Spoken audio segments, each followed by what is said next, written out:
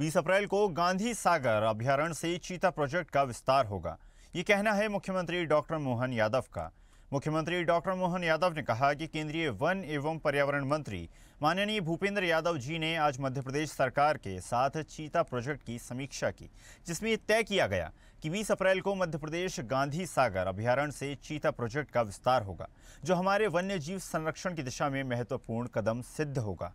उन्होंने कहा कि प्रधानमंत्री नरेंद्र मोदी जी की उपस्थिति में कूनो नेशनल पार्क से ये प्रोजेक्ट शुरू किया जाएगा। इसका शुभारंभ होगा। अत्यंत आनंद का विषय है आज जो हमारे भारत सरकार के माननीय वन एवं पर्यावरण मंत्री श्रीमान भूपेंद्र यादव जी ने चीता प्रोजेक्ट की समीक्षा मध्य प्रदेश सरकार के साथ की है और ये चीता प्रोजेक्ट जो यशस्वी प्रधानमंत्री की मौजूदगी में कूनो से अपनी यात्रा प्रारंभ करता है और एक तरह से इकोसिस्टम की दृष्टि से दुनिया का सबसे महत्व का प्रोजेक्ट जब चीता हमारे पूरे एशिया महाद्वीप से विलुप्त प्राय हो गया था, ऐसे में अफ्रीका से और ये चीता प्रोजेक्ट को लाकर चालू कराया गया था और हमारी भारतीय आबो हवा में खासकर मध्य प्रदेश के जंगलों के अंदर चीते के बच्चों का प्रजनन और उनके साथ साथ बच्चों का बड़ा होना, हमारी आबो हवा को पसंद करना, ये बहुत सुखद समाचार है। और इसी आधार पर भारत सरकार के माननीय मंत्री और उनके अधिकारियों ने समीक्षा करते हुए हमारे दूसरे एक और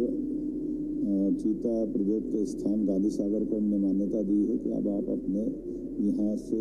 चीतों को लिया करके गांधी सागर अभयारण्य को भी प्रारंभ कर सकते हैं। मैं उनका धन्यवाद भी अदा करता हूँ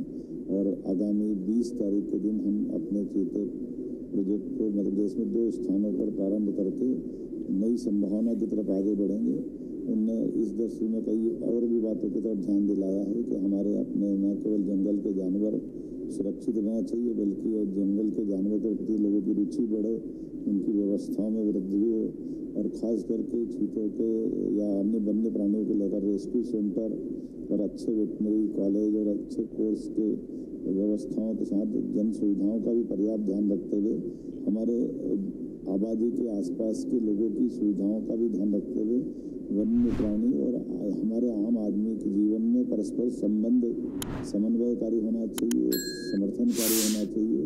और हम तो प्रगति से प्रगति और प्रगति से प्रकृति को जोड़ने वाले माननीय मोदी जी के उस भाव को लेकर चलने की आवश्यकता, जब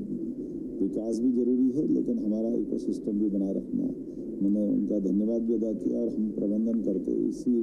20 तारीख को चीता प्रोजेक्ट के माध्यम से कुछ चीतों की खेत को ले जाकर के वहाँ छोड़ा। ताजा खबरों के लिए लाइक, फॉलो और YouTube पर सब्सक्राइब कर बेल आइकन दबाएं। साथ ही ताजा अपडेट्स के लिए स्वदेशलाइव.com पर विजिट करें।